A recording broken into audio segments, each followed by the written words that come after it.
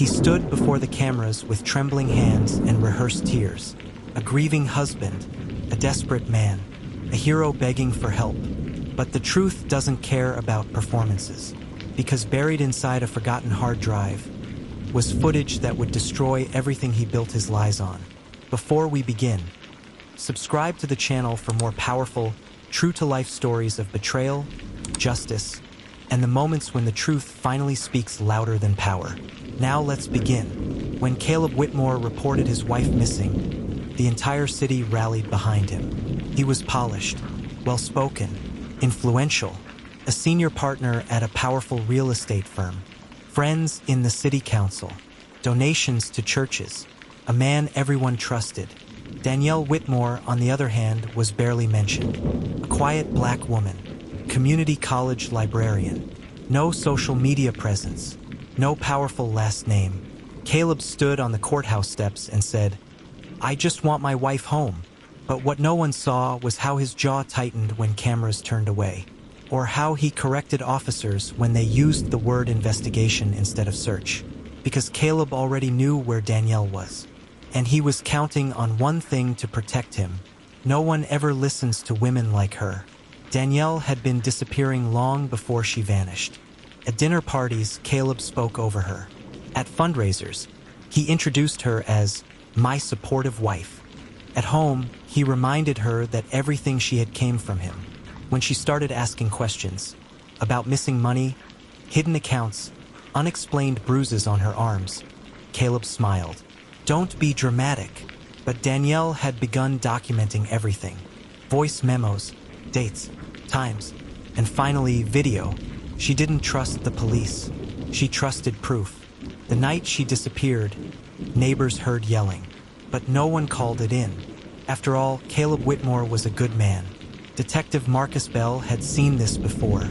Missing wife, powerful husband, media sympathy. Orders came down quietly. Handle this gently.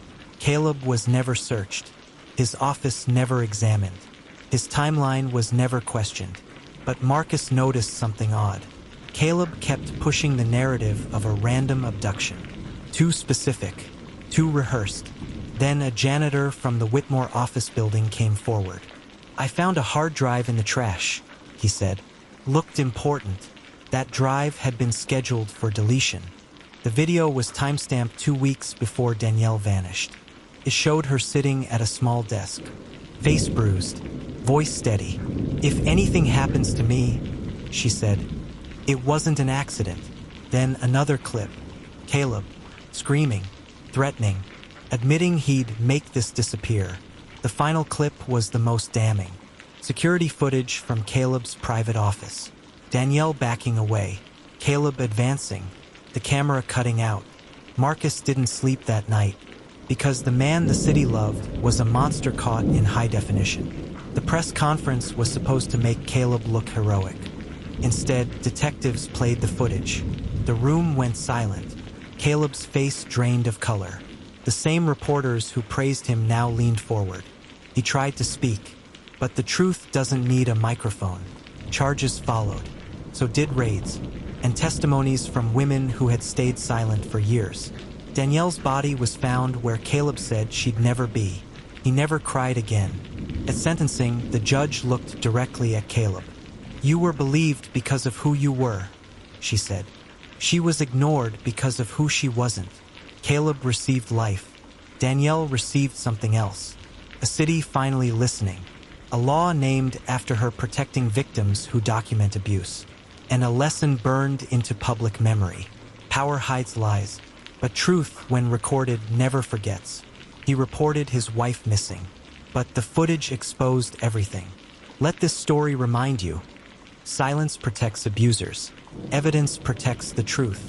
If the story moved you, subscribe to the channel for more stories where justice finally catches up, no matter how long it takes, because power fades, but the truth always survives.